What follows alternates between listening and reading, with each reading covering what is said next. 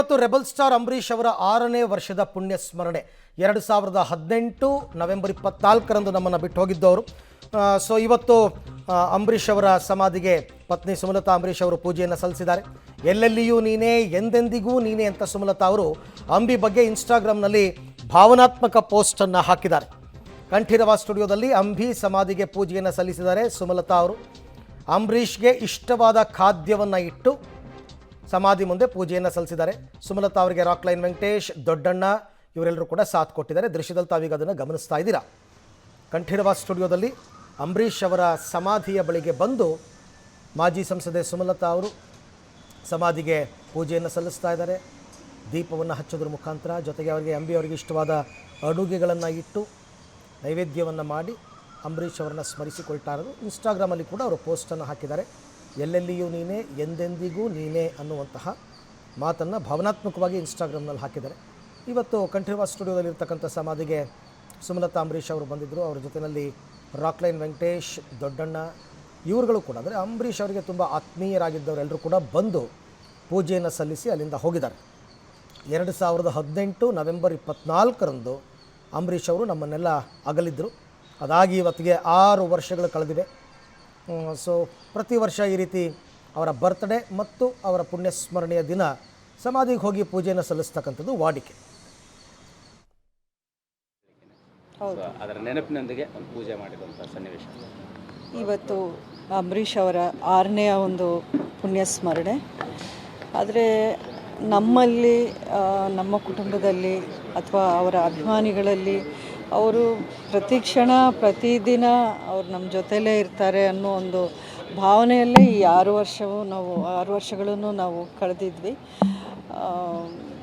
So ಅವರ ನೆನಪು ಎಲ್ಲ ಕಡೆನೂ, ಯಾವಾಗಲೂ ನಮ್ಮ ಜೊತೆಯಲ್ಲಿ. ಮೇಡಮ್, ಪರ್ಟಿಕ್ಯುಲರ್ ಆಗಿ ಈ ಬಾರಿ ಒಂದು ವಿಶೇಷ ಜೂನಿಯರ್ ಅಂಬರೀಷ್ ಅವರ ಆಗಮನ ಆಗಿದೆ ಮನೆಗೆ. ಸೊ ಆ ಸಂಭ್ರಮದ ಗಳಿಗೆ ಮೊದಲು ನೀವು ಮುದ್ದಾಡಿದ ಕ್ಷಣ ಎಲ್ಲವನ್ನು ಹಂಚ್ಕೊಳ್ಳಿ. ಖಂಡಿತ ಈ ವರ್ಷ ತುಂಬ ನಮಗೆ ಒಂದು ಎಷ್ಟೋ ವರ್ಷಗಳಿಂದ ನಾವು ಕಾಯ್ತಾ ಇದ್ವಿ. ಅಂಬರೀಷ್ ಅವರೇ ಮತ್ತೆ ನಮಗೆ ವಾಪಸ್ಸು ಬಂದಾಗೆ ಇದೆ. ನಮ್ಮಲ್ಲಿ ಎಲ್ಲರೂ ಅದೇ ಒಂದು ಭಾವನೆ. ಮಗುನೂ ನೋಡೋಕ್ಕೆ ಎಲ್ಲರೂ ಅಂಬರೀಷ್ ಅವ್ರ ಥರನೇ ಇದ್ದಾನೆ ಅಂತಲೇ ಎಲ್ಲರಿಗೂ ಅನಿಸುತ್ತೆ. ಸೊ ಅದರ ಜೊತೆಗೊಂದು ವಿಶೇಷ ಏನು ಅಂದರೆ, ನಾನು ಸೊಸೆಗೆ ಕೊಟ್ಟಿರೋ ಡೆಲಿವರಿ ಡೇಟ್ ಆ್ಯಕ್ಚುಲಿ ಇವತ್ತೇ, ನವಂಬರ್ 24ಕ್ಕೆ ಒರಿಜಿನಲ್ ಡೆಲಿವರಿ ಡೇಟ್ ಅಂತ ಕೊಟ್ಟಿದ್ದು. ಸೊ ಹಾಗಾಗಿ ನಮ್ಮೆಲ್ರಿಗೂ ದೃಢ ವಿಶ್ವಾಸ ಇದು ಅಂಬರೀಷ್ ಅವರೇ ಅಂತ. ಏನಂತ ಹೆಸರಿಡ್ಬೋದು, ಏನಂತ ಕರಿಬೋದು ಅನ್ನೋದು ಕುತೂಹಲ. ಇಲ್ಲ, ಇನ್ನೂ ಅದು ಅವರು ಡಿಸ್ಕಸ್ ಮಾಡ್ತಾ ಇದ್ದಾರೆ. ಖಂಡಿತ ಅದು ಅಂಬರೀಷ್ ಅವರ ಒಂದು ಹೆಸರು ಸೇರಿಸೇ ಇರುತ್ತೆ. ತಾಯಿ ಮಗು ಹೇಗಿದ್ದಾರೆ, ಮತ್ತು ಅಭಿ ಅವರ ಸಂಭ್ರಮ ಹೇಗಿದೆ? ತುಂಬ ಚೆನ್ನಾಗಿದ್ದಾರೆ. ತಾಯಿ ಮಗು ಚೆನ್ನಾಗಿದ್ದಾರೆ. ಅಭಿನೂ ತುಂಬ, ಅವನಿಗೆ ಇದೊಂದು ಹೊಸ ಅನುಭವ. ತುಂಬಾ ಅವನು ಮಗುನ ಒಂದು ನಿಮಿಷನೂ ಬಿಟ್ಟು ಇರೋಕ್ಕಾಗದೇ ಇರೋವಂಥದ್ದು. ಈಗ ಇನ್ನೇನು ಬರ್ತಾನೆ ಅಭಿನೂ. ಅವರಿಗೆ ಇವತ್ತು ದರ್ಶನ ಮಾಡಿಸುವಂಥ ಸಾಧ್ಯತೆಗಳಿದೆಯಾ ಮೇಡಮ್? ಇಲ್ಲ, ಮೊದಲು ನಾವು ಮನೆ ದೇವರ ಹತ್ರಕ್ಕೆ ಅಲ್ಲಿ ಪೂಜೆ ಸಲ್ಲಿಸಿ ಆಮೇಲೆ ಆಚೆ ಕರ್ಕೊಂಬರ್ಬೇಕು ಅನ್ನೋ ಒಂದು ಪದ್ಧತಿ ಇರೋದ್ರಿಂದ 1 ತಿಂಗಳು ಕಳೆದ ಮೇಲೇ ಹೊರಗಡೆ ಕರ್ಕೊಂಬರೋದು. ಮೇಡಮ್, ಈಗ ನಿನ್ನೆ ಬಂದಿರುವಂಥ ರಾಜಕೀಯ ಚುನಾವಣೆ ಫಲಿತಾಂಶ ಏನು ಅನಿಸುತ್ತೆ ರಿಸಲ್ಟ್ ಬಗ್ಗೆ ಮೇಡಮ್?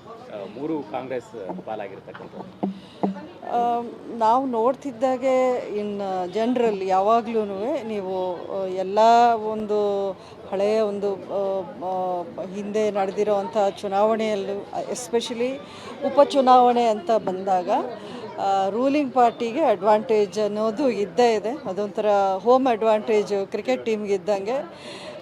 ರೂಲಿಂಗ್ ಪಾರ್ಟಿ 99% ಯಾವಾಗಲೂ ಉಪಚುನಾವಣೆ ಅನ್ನೋದು ಗೆಲ್ತಾ ಬಂದಿರೋದು ನಾವು ನೋಡಿದ್ದೀವಿ.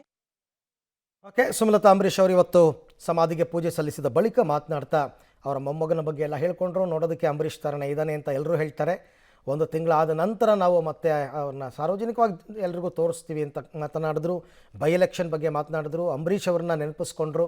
ನಮ್ಮ ಜೊತೆ ಇದ್ದಾರೆ ಅಂತ ಅಂದ್ಕೊಂಡೆ ಈಗಾಗಲೇ 6 ವರ್ಷ ಕಳೆದು ಹೋಯಿತು ಅಂತಕ್ಕಂಥ ಮಾತನ್ನು ಕೂಡ ಆಡಿದ್ರು.